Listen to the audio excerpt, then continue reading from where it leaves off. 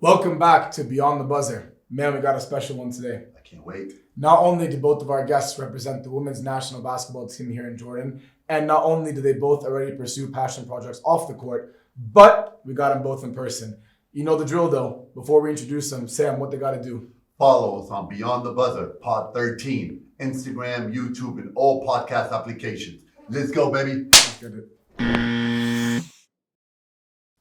I am so happy to be with two of my favorite people, great athletes, Liliana, Zara Najjar.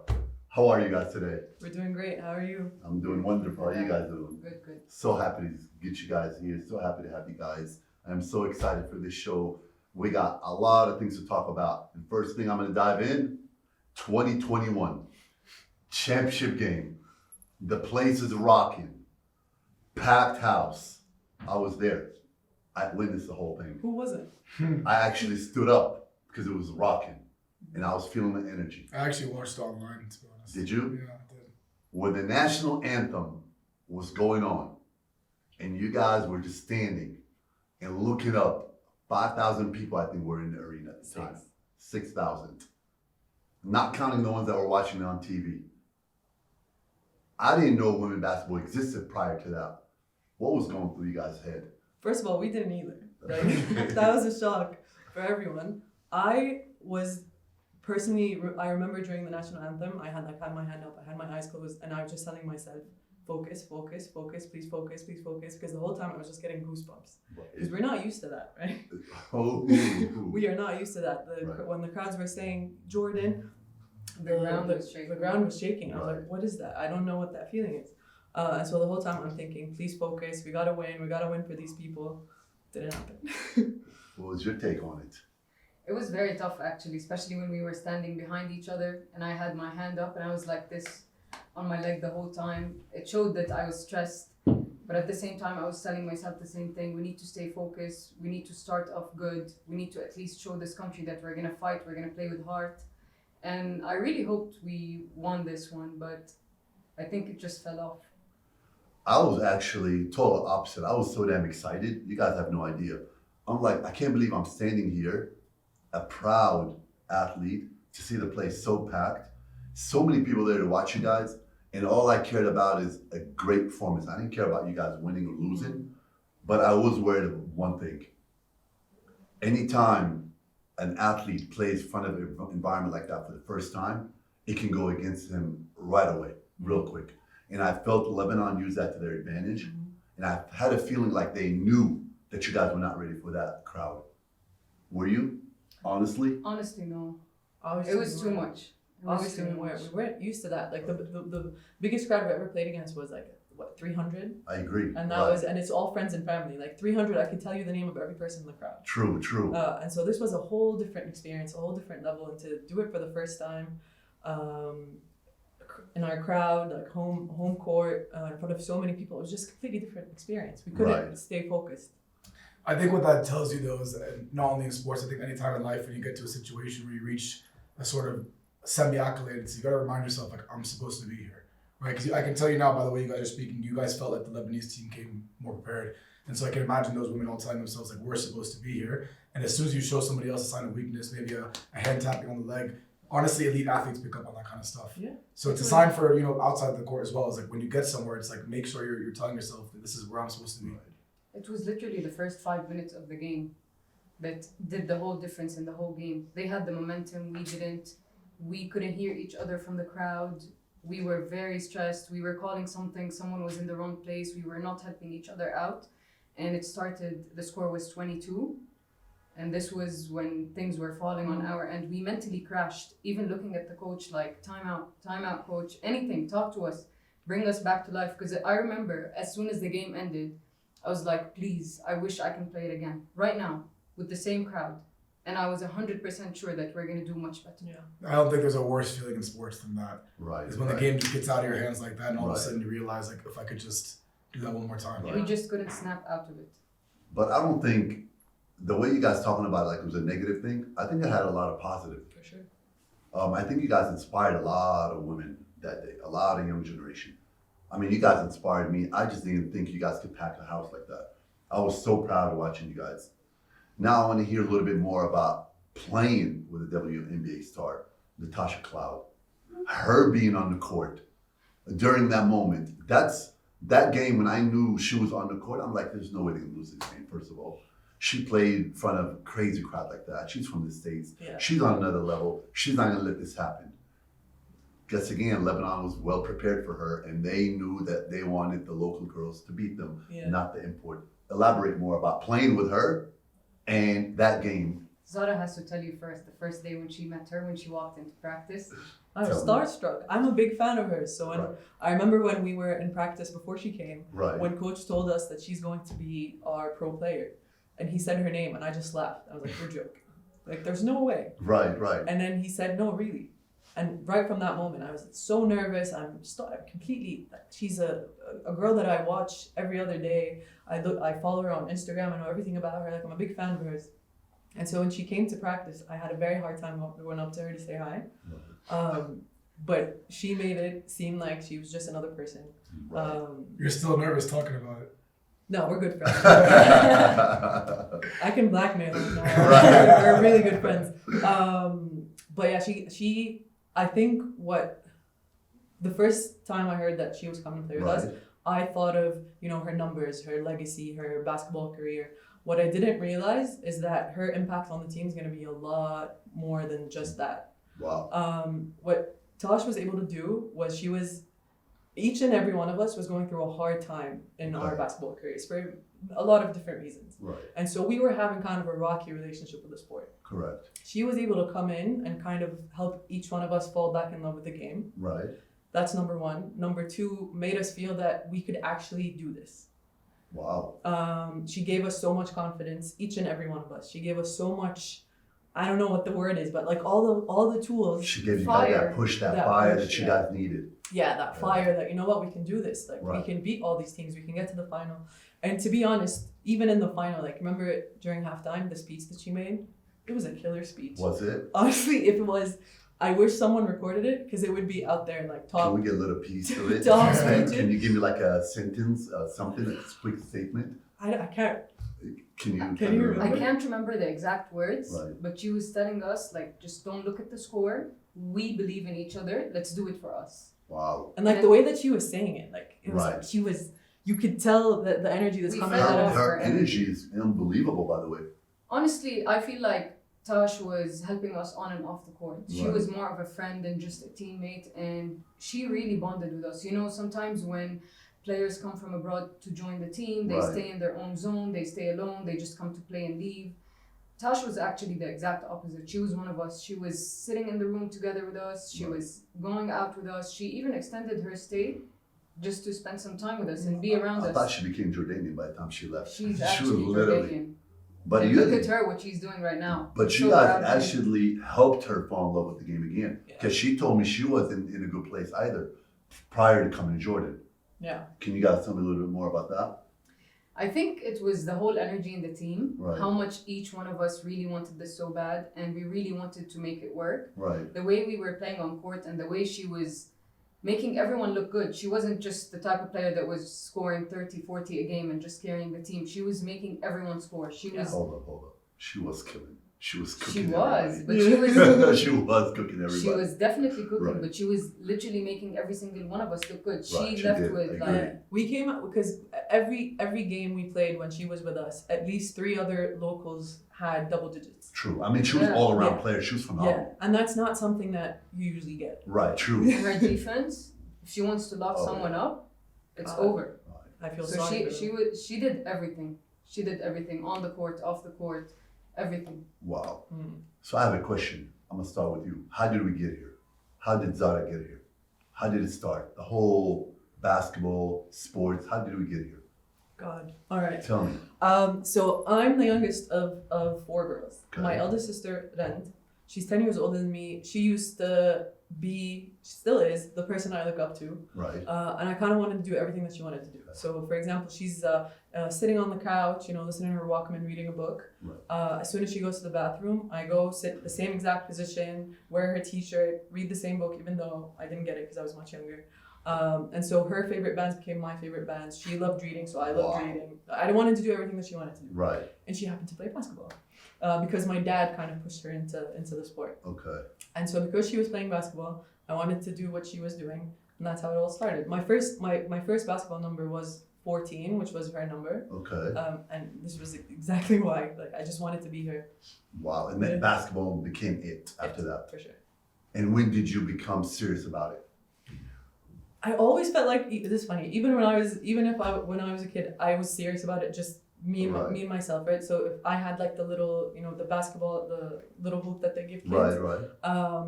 And I would. My dad told me this. I would actually count how many I make, and I couldn't stop until I made like 20 or something. And he's like, you were a 3 or 4 year old. Like, why would you want to? So she was a shooter from back then. Just FYI. So she's a big guard. No, before Lily, the thing is, what's nice about Zara is that I've actually known Zara a bit longer than I've known you. We met when I first moved to Jordan. So you're talking about how from a young age you were a basketball player, but you also stepped into the real world, let's call it, from an early age. Talk about what that's been like in an emerging economy in Jordan, in a place where we have a lot of talent and there are a lot of technically very capable people, but again, that sort of next level, the next sort of $1 billion companies aren't really coming out of our ecosystem. Yeah. So you basically want me to say how that connects to basketball? How are you able to exactly? Okay, so I've always been a person that's been driven by progress, whether that was with basketball or professionally in my career. I always wanted to do something that first of all I am able to grow with and learn from other people and make sure that the environment around me grows and develops. And so for me, when I'm playing basketball and I'm training, like I'm always in my head, like I want to be a better player, but it's not just that. I want my teammates to be better. I want the ecosystem around me to get better. I want the whole environment of sports to become better for women, for example. And I have that same mindset professionally. So that is actually why I went into the entrepreneurial ecosystem, because I saw at that point that if I was able to kind of come in and support these companies in that way and help them grow, then that there's also going to be that ripple effect of progress. But that also made me see a few things that I would like to be done differently in the professional world, whether it was, the corporate world or the startup world. And that's when I decided, I kind of wanted to take the good stuff that I learned from that, but build my own thing. And that's when I started Zara, which is a membership-based community for personal and professional development. And a lot of the mindset that I have around Zara actually comes from basketball. Amazing. Because I was a basketball player my entire life, it's a team sport, it's a very community-driven sport, that kind of put that mindset in me. So I genuinely am an adamant believer in progress through community. I do not think that if you are progressing individually and you're not helping those around you, then you're going to win. And that's the whole thing with basketball. If you are individually the best player in the world, but you have 11 players that just aren't there, then you're not going to win. The beauty of sports, baby. Exactly. The beauty of sports. It teaches us so many things. Crazy, the parallels on and off the court. Lily, I know you've done multiple sports. I know swimming was one of your passions as well. Horse riding. How'd you get into basketball? And why'd you pick basketball to get serious? I started off doing all these sports when I was younger because my parents didn't know what I wanted to do. And honestly, I was more into basketball because it was a team sport. I enjoyed time with my teammates, traveling with them, practicing with them. However, swimming was a bit tough for me because I wanted to do it as a release from basketball because I was playing a lot and they were telling me to unload by swimming. And then I eventually was very good at it, but I hated the fact that I was training with my teammates and playing against them or competing against them in tournaments. For me, this was not it. I couldn't feel like in practice I was happy being around them, and then in competitions I wanted to beat them. So this energy and vibe was not it for me. And when I was 13, I was picked for both national teams, basketball and the swimming. But being picked for the basketball national team as a 13-year-old with the under 18 national team was a huge accomplishment for me. Dope. And this was the day when I decided that I don't want to do swimming anymore and basketball is going to be my sport. Wow. Was that a good experience though? Honestly, Would you make that team? Or you want to... it was a great experience being Right. on the team, but I was just expecting myself to be on the bench, cheering for my teammates, being there for them. But Coach Sirsa was the coach at the time, and she really liked me. And she put me in the final game when there was 3 minutes in that tournament. and I started crying on court. I didn't do anything wrong. I just started crying. I was stressed. I didn't know what to do. And everyone was like, it's okay. She put you in because she knows you can do it. And I just couldn't handle it. This was when pressure on court was too much on me. So you're a big game player. You had a big game in the semifinal this past Asia Cup, no? Double, I believe? In the Arab Championship. Yeah, in 2020. Yeah, I did. Actually, I had like ups and downs in my career. And I think it made me the player I am today. Because I feel like every time I fell down, I came back stronger. And this is what makes me me. Yeah, but you know what? I haven't seen you training with us in a while. I think it's because you're kind of tired of getting crossed up, honestly. Hell no. My money's on Lily every day. Oh, I like that. Let's film it and we'll shoot it at the same time as the episode comes out in a couple of weeks. I'm She's down for as that. competitive as us. That's That's true. one thing about Lady we all know. I'm down for that. Here's a fun fact. Did you fall in love with the game when you became her #1 fan? Is that when you fell in love with the game?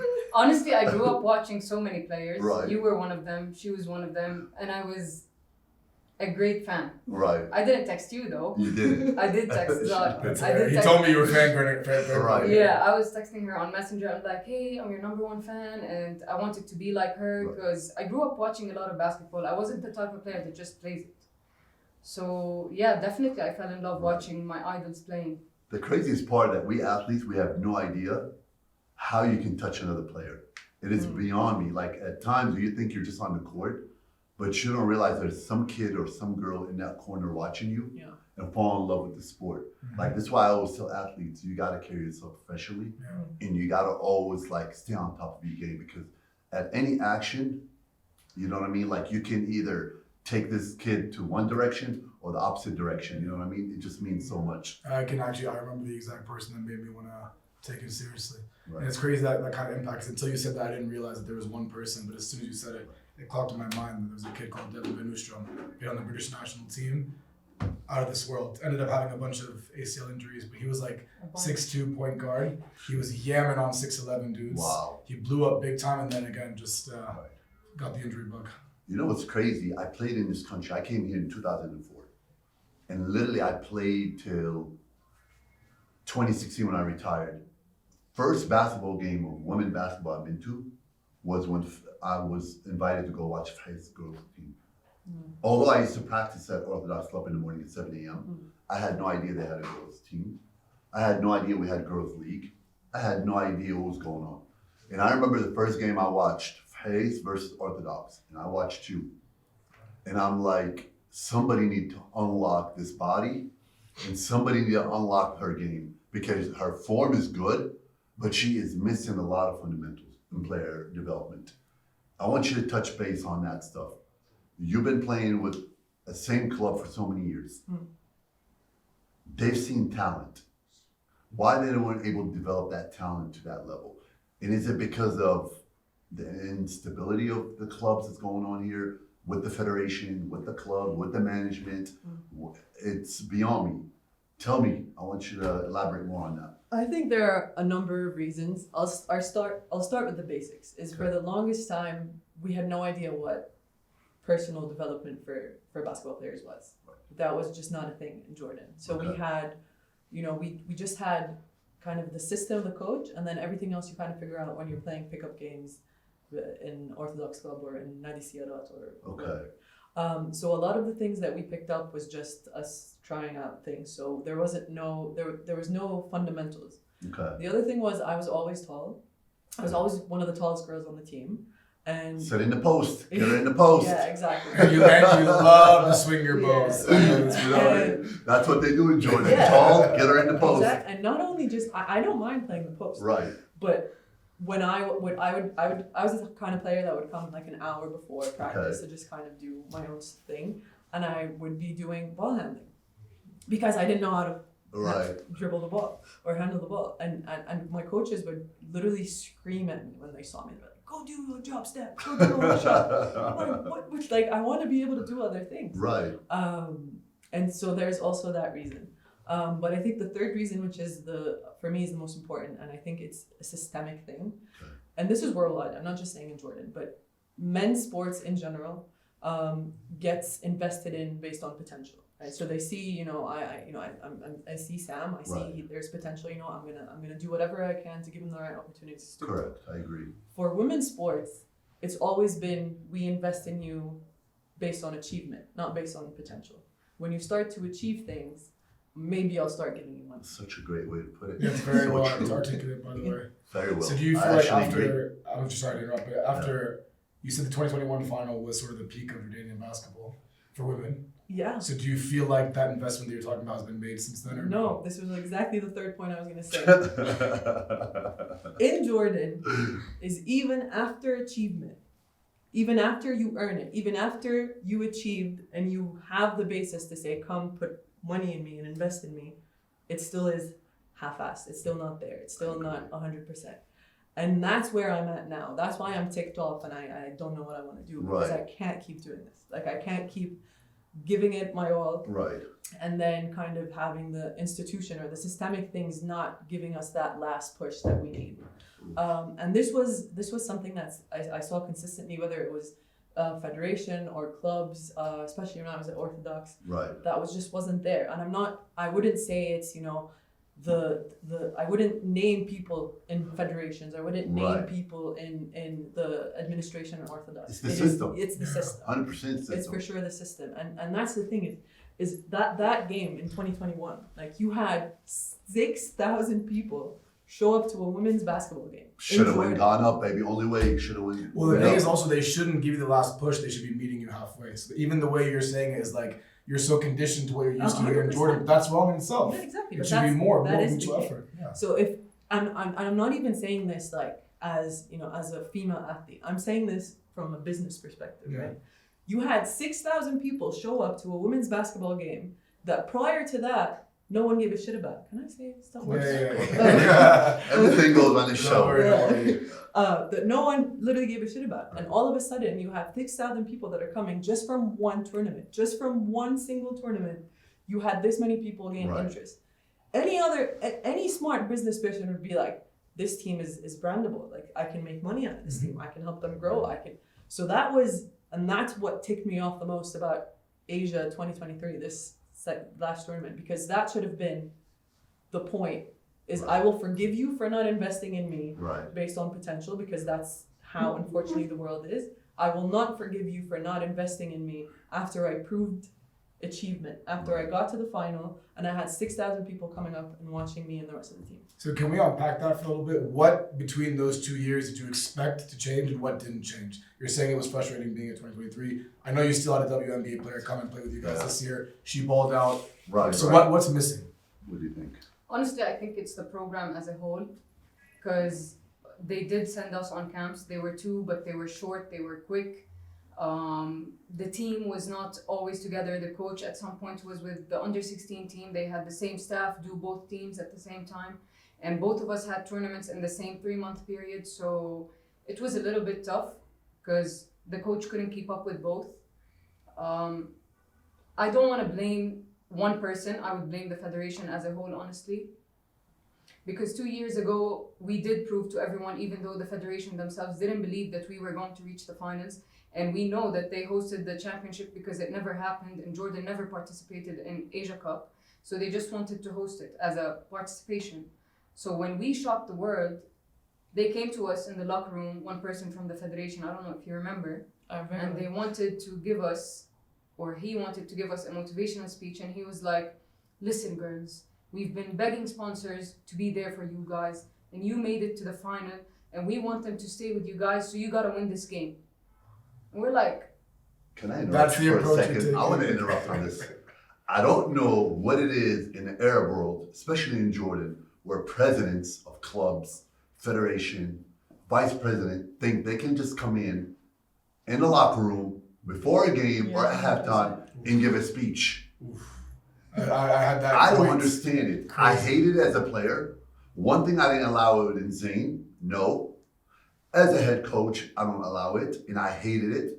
As a player, I hate it because I don't really care what you got to say. Yeah. One person I care about is the head coach. Unless I you're wanna hear coming the game in, plan. unless you actually are invested in the team on a regular basis, fine. Unless But if you're just around once in a game to yell at you before a game to try and motivate you, we have a saying, we say, if you're not coming in with that bag, You know what that bag means? Yeah. Bonuses. Don't come in the locker room. Yeah. So I hated that. Yeah. So sorry I interrupt you, but I just hate it, and I still see it till today. Honestly, it happens a lot. Right. And especially with us, they have to make us feel like we need to appreciate them for them doing their own job. Right. We don't care about what happens behind the scenes. We care about the program you put for us, and then you can hold us accountable if we did not perform. If, for example, you gave us all the resources and we just didn't make use of them. But for this year, we had a lot of missing pieces. For a team that you wanted to collect that reached the final, and you wanted them to win Asia Cup this time, we gathered 4 months before the tournament, which is a good thing. It is. That's actually good. I was gonna say, I was Really actually. good month. Which is a Really good good thing, month. because in 2021 we gathered 1 month before. That's mad. So 4 months before the tournament, great, but the strength and conditioning coach left for a month and a half in the most crucial period. And for the first month, there wasn't even a strength and conditioning. It wasn't anything, it was just stretching, mobility, whatever. And then we had an assistant coach that in July, when the tournament was in August or September, August, he left because he has another job in Spain. So they got us Jeez. another one. And then 2 weeks before the tournament, they got a 25-year-old assistant coach. And the head coach was in and out because he was with the U16. We didn't have any other coach that was training us while he was out. Wow. We were just off for a Remember, week. they had me organize a practice once. They had Zara once organize a practice. That's mad. Wow. It was the funniest practice ever, though. But can I ask a personal question? Mm. 2021, you guys overachieved. Yeah. You're in the finals. Why you don't bring the same coach back? Why do you change? Why make the major change? Changing a coach, that's a huge change. Mm. Why? I would like to I want to get your take on it. I- Or is it a player's choice, was it? Or was it a federation? Or was it,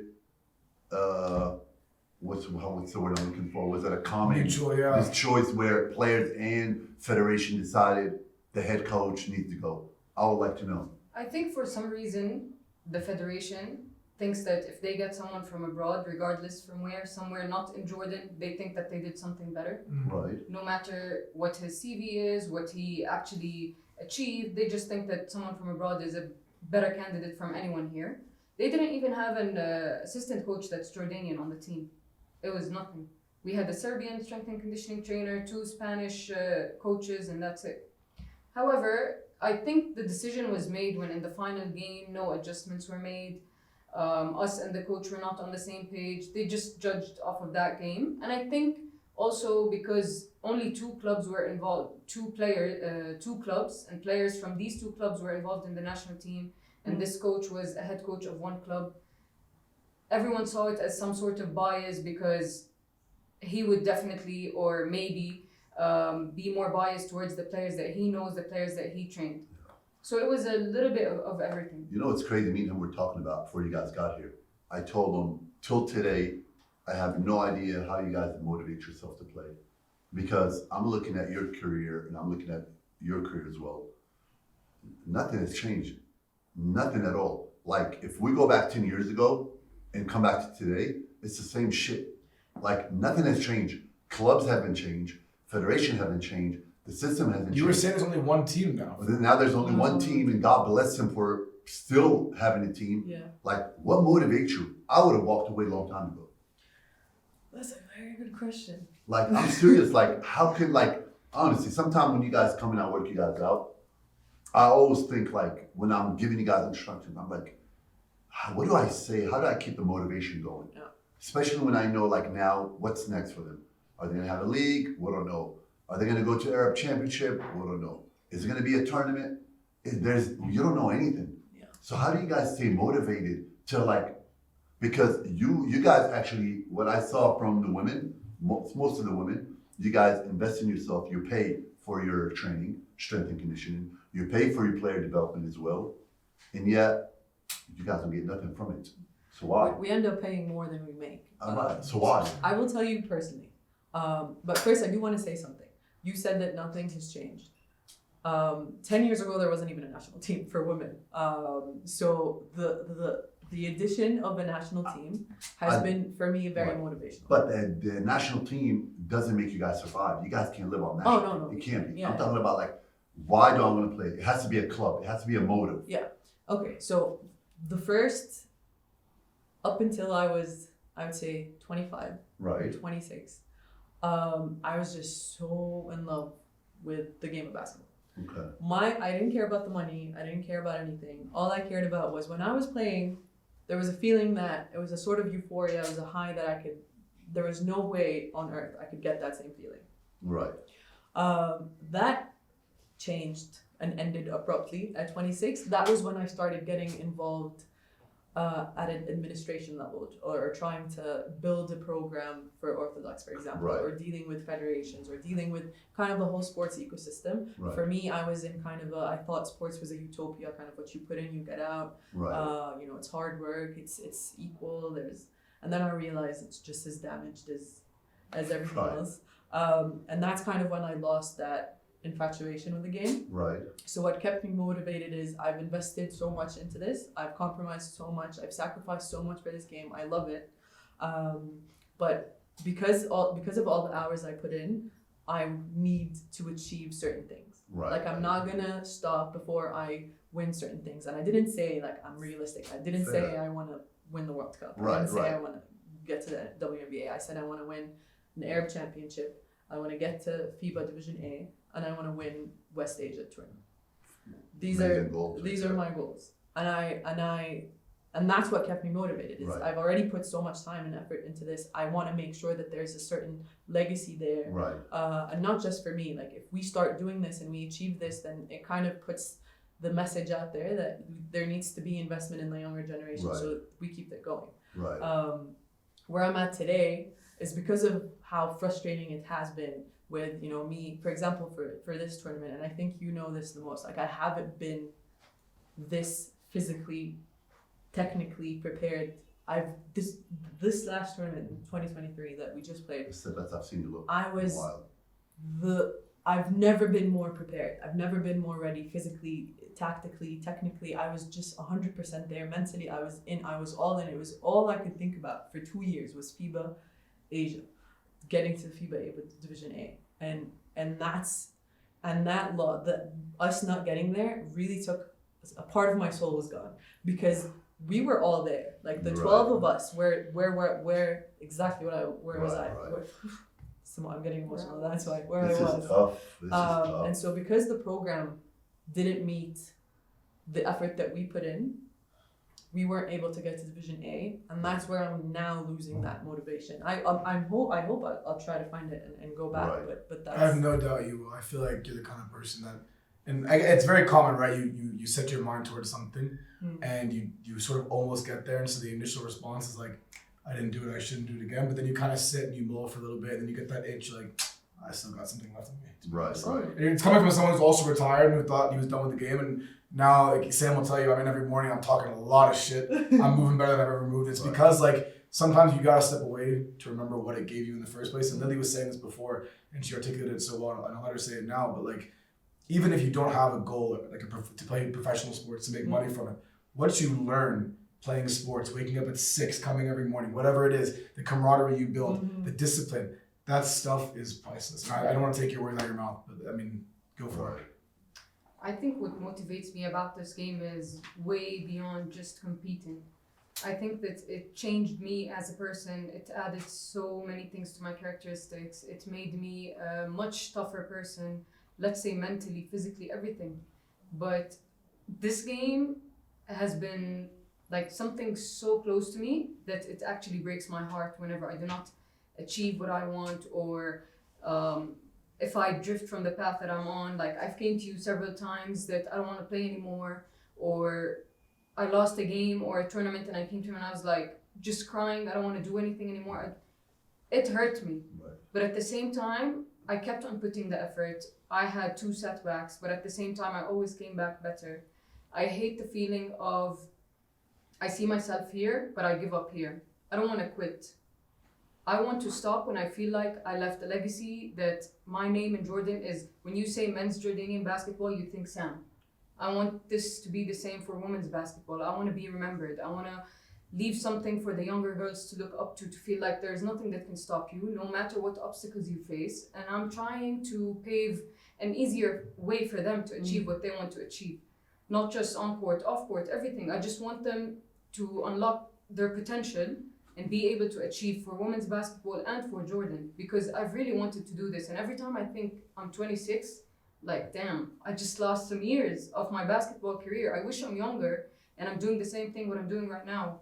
So I just want the younger girls to be doing that. I want them to pursue their dreams, to go for their career, not to think that basketball in Jordan is corrupt and let's just continue doing something else. I want someone to step up, or a team to step up and achieve for Jordan. You already started though, because when I come in the morning now, before we start, I don't know their names, but there are these two girls most of the time just catching and shooting. That in itself is a step forward, right? They're not working out with Sam. They don't have a paid session. It's 7 a.m. They're probably young enough to be in high school, so they're probably coming, working out, and going to school. Where do you think they learned that from? From YouTube. guys. Right? So like, I see you getting emotional, but you should also be proud. You've already started to sort of show people what you can do with sports and how it's important for women to also step up and play sports in this country. You should be proud. I think you've done a great job, especially now that you're the only female athlete with Red Bull. I mean, that's a huge. Look at that flex on the t-shirt. That's huge, you know what I mean? For, speak on that. For you to get that, that's huge for women basketball, and for a lot, you're gonna inspire a lot of women. Actually, this came in a very right time, because after I did my knee surgery, I had the 2021 Asian Championship and I wasn't performing as what I saw myself performing. And this hit me hard. I stopped playing basketball for 3 months, and this was the longest time of me choosing not to play basketball, not recovering or doing anything. And this was hard on me. And I started going back slowly, back to the game, training, getting better, just believing in the process so that I can see the product. And as soon as I signed with them, it just gave me the boost that I need to be performing. I need to be the best version of myself. I need to keep on working. And this is where I got my motivation back, and I want to just achieve the things that I have on the list and be the best to ever do it. Right. See, like that is a good business decision from Red Bull. Like, that's what I'm saying, right? Agreed. Because they saw, what happened in 2021. They saw the crowd. They saw that Lily, has been inspiring all these young athletes. I'm not just saying young girls, like even the young boys look Of up course. to Yeah. her. Everyone loves Lily, man. And so they're like, hold up, this girl's young. She still has a lot to give for her career. That's a smart business decision for me. I want to be related to her brand. Agreed. And And a lot of women should have been sponsored. There's so many companies out there. Exactly, like for sure. Red Bull did a smart business decision, and that's something that what I've been trying to say Right. in the world of business is that usually the way that people look at supporting women's sports is Right. like as kind of like a social responsibility CSR, thing, yeah, or some like bullshit like kind of that. it's like the right thing to do. It's not just that anymore. Obviously, it is the right thing to do, but it is a smart business decision. Like I'm a numbers person, so I'm just gonna give you a few numbers. PwC came up with a study that women's sports as an industry, as a business industry, is growing 15% year by year until 2026 Wow. That's huge. Like that's a Wow, huge Women's World market. Cup this year, by the That's a way. huge Record market. viewership. Big time. Record viewership Yeah. this year. And then, for example, there's a Nielsen study. Sponsorship in women's athletes has increased by 146% and is expected Wow. to keep rising by that number Phenomenal year numbers on right year. there. Extreme. So, the world is catching up. Right. I just hope that companies in Jordan kind of see that as an opportunity as well. Is that where Zayd Banat brand came from? Just Zayd Banat as a brand came from, I was just pissed off. right. Uh, Because it's hilarious. When I first read it, I'm like, oh my gosh, we used to use that so often when we were kids. yeah. And for you to come out with that clothing line was a phenomenal Can idea. you, for our English speakers, give a little bit of context? Okay. What does it mean? What's the reason behind it? When did you start it? Because I remember the LinkedIn posts. I remember being like, that's coming from a place of fuck everyone else. That's exactly what happened. Okay, Zayd Banat started because I was pissed off. That's a clothing line, right? Yeah, it's a clothing line. It's a brand. It's Zayd Banat translates to like a girl in Arabic, and it's a brand and a community that's shifting the narrative behind doing things like a girl. So shooting like a girl, playing like a girl. And shout out to my co-founder in Sira, Aya, who pushed us. She's my co-founder in Zayd Banat as well. Who pushed us to kind of do this as a whole brand. Growing up, like, when you're playing, when someone's not doing their best, if someone's, kind of losing, or they're like, oh, I'm Talab Zayd Banat, you're playing like a girl, you're shooting like a girl, and stuff. And then the opposite, when I had one guy player, he saw me making some shots up, and then he said, oh, Zara Najjar zay shabab, like you shoot like a boy. And I was like, how does that fucking make sense? Like, tell me how that makes sense. And so that's where the whole thing started. We wanted to kind of create like cool t-shirts, hoodies, jerseys that said like a girl. I love that. Zara Man. Najjar. I love it. I own one. I know I saw a LinkedIn post and I'm like, I want to like it, but also like, am I gonna get yelled at for liking it? And then I was like, I'm just gonna give her a love Why hand are and you go. No, you're definitely not gonna get yelled at. I actually like my whole getting men to wear Right. that brand has been the hardest thing to do. Right. But is when you finally find that one man that's so super confident Right. and super like very comfortable with his own masculinity and You'll see me on these episodes wearing one. I got you. Yeah. Both of us, don't throw me under the bus like I that. got Come you. on. There you go. You got all these swag. I don't know how I'm gonna mess with that swag. If That's I don't fine. wear it, my sisters are gonna kill me. So, So yeah, that's Right. where the whole thing started. That's amazing that you're able to do some things. How were you able to manage basketball and as well? You got two things you're working on, Mm. two different companies, the clothing line and of course your main Main business. main casino. business. Not to be super cliche about it, but basketball definitely did help with the whole time management Okay. thing. Because when you're in high school and like me and Lily were both good students in high school, we always wanted to be high achievers, but we also still wanted to play sports and stuff. And so we used to play, under 14 thing, the under 16 thing, the under 18 and the women's, and the school's team. So you were just forced to learn time management as a kid. And that Right. kind of went with me in my professional career.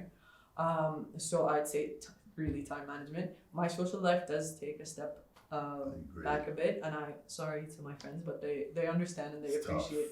No, they're very supportive. Yeah, They're yeah. very supportive, and they you make want to sure- surround yourself with people that understand, like when you get in a zone that's like, you know what, that person's kind of figuring themselves out. Let's just not give them Yeah. shit for being busy on a They get Monday filtered nights. this time. They Yeah. and It's they for weird. sure are very supportive. Yeah. My friends, so yeah, but I don't know how you do it, by the way. Yeah, I'm gonna put you on the spot because I want to know what it's like working with Sam. To be honest, 'cause I know Sam's And at the same time with her basketball schedule too. You know what I mean? 100%. Because she doesn't slack in either positions. Honestly, I think that it's been tough, but at the same time, I was Hold on, What are lucky. you saying? I'm tough? No, I said That's it's why I asked been the tough. question. I was just saying, I'm lucky that he's Right. my boss because at the end of the day, he understands. Right. I keep on thinking like if I was working in a corporate company or any other company, I wouldn't have the luxury of coming in at 9 or 10 a.m., training at 8, or being flexible with my training schedule. So this actually helped me a lot. I'm not taking advantage of you, but I really make it through my work hours. Like I would stay later to make sure the job is done, or I would work from home. Whenever I'm on a basketball trip, I take my laptop, I work from there. Except for the last trip, I asked to be completely disconnected. Honestly, I needed it. As you should. I needed it. No, you When- guys want to, I have to admit, I've had the pleasure of playing with a lot of incredible people like yourself, training with them, but you guys run a very, very tight ship and a very smooth operation. I think a lot of things got to go to her. I think she's been huge for SE13's growth. She's done a lot. I know a lot of things, people think it's me behind the brand a lot, but the things that she does behind closed doors is phenomenal. So I think she gets a lot of credit for that as well. She's And I'm not easy to work with, to be honest with you. I wasn't easy as a teammate to play with. I wasn't easy as a head coach.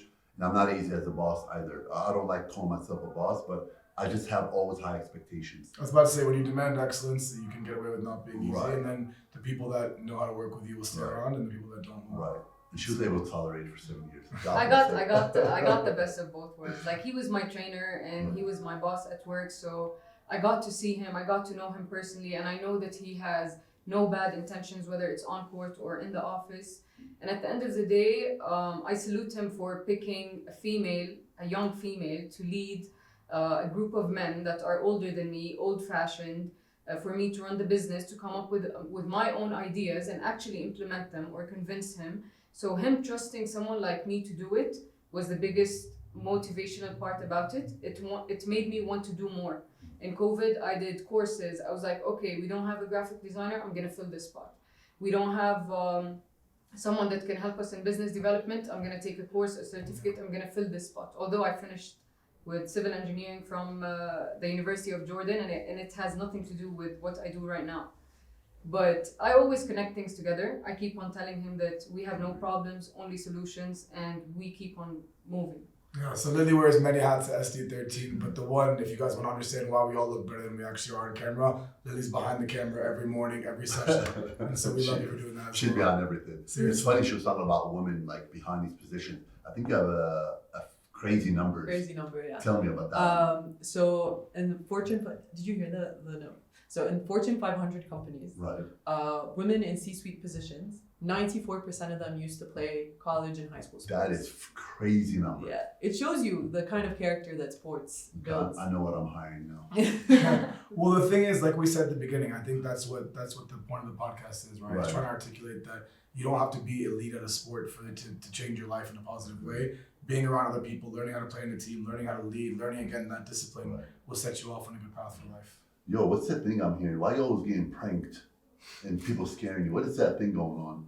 It's her. It's her reactions. Her What's reactions going make it on? funny, by the way. I swear to God, but You I get promise. I got promise. so often. I'm She's proud been- of you. Yeah.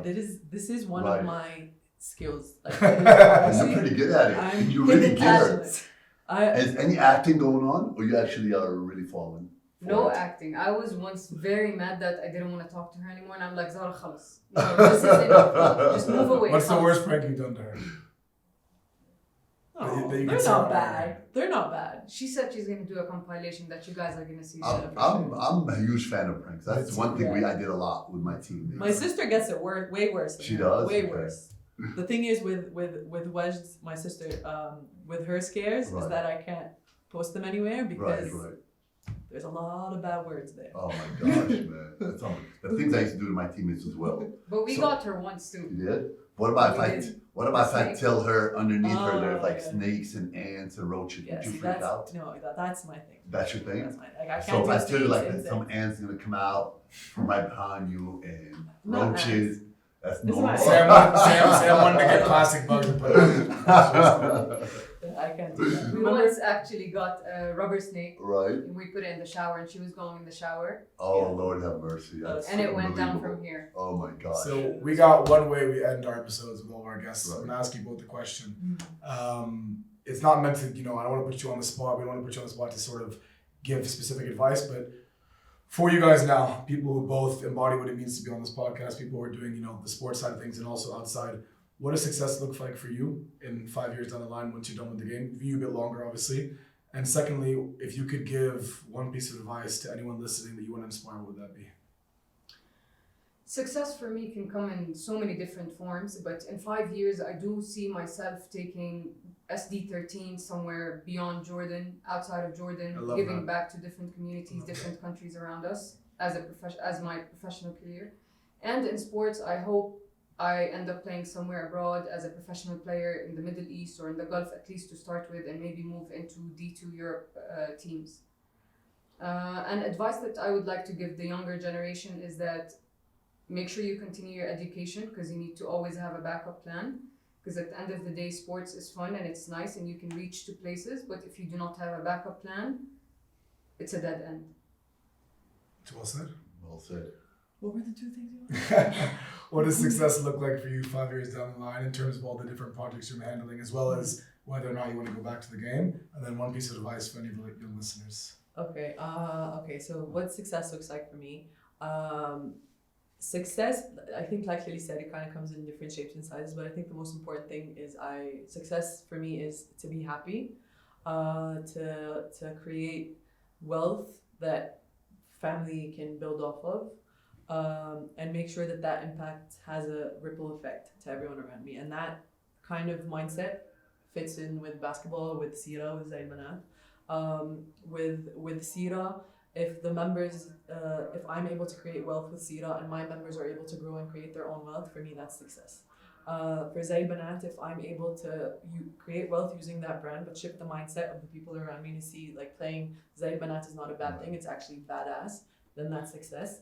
And for basketball, not only achieving like the goals that I said, the Arab Championship, West Asia Cup, and FIBA Asia, I think if the younger generation of female athletes, female basketball players, can go through at least half of the shit that we went through, then that's also success for me there.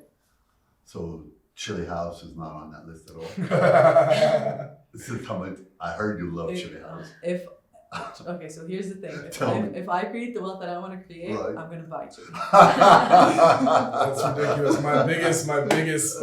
You guys love Chili House in It's Jordan. the It's best. It is the unbelievable. best. You know, I only had it once, and that was like, I think 2005 or 6. One of my teammates took me to eat there. That's gotta change. And everybody loves it. It's overrated, honestly. But Is the it? fast food scene now, man. Oh, for those watching, I just got a death there. But Exactly. no, I will give Amman fast food, top 2 in the Middle East. That's for sure. It is, Yeah. definitely. Honestly. And then whereas the second thing was a piece of advice. Yeah. You did put me on the spot. I can't think of anything, but I will say that my piece of advice to everyone, not just athletes, whether it's business, whether it's sports, whether it's day-to-day life, is there's no best practice. It's what's best for you. And we hear that a lot of time in business, like this is how it's done. Like this is how you do things. This is how you set up a company. This is how you do. And sometimes that just doesn't fit with your strategy, with your goals, with your whatever. And it's the same thing, when with athletes, they're like, no, you got to do this and then that, and then you got to do this, and this is how you develop your career. Sometimes you have a different journey. Sometimes it's a different strategy.